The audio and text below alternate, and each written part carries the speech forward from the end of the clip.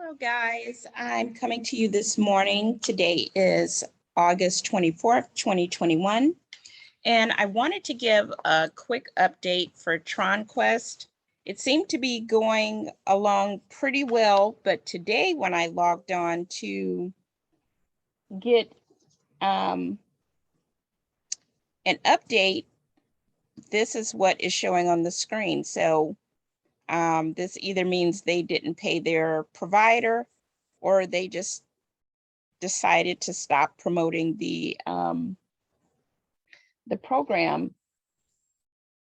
So I'm not sure what's going on. I sent an email to, a message to the group on Telegram just to see if there's anything going on there.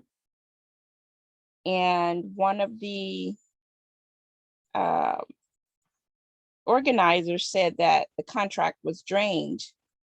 So I'm not sure when that happened. When I last checked, it looked pretty solid, but I'll give you more information as I get it. Okay, so this one looks to be dead, and I'll give you an update as soon as I can.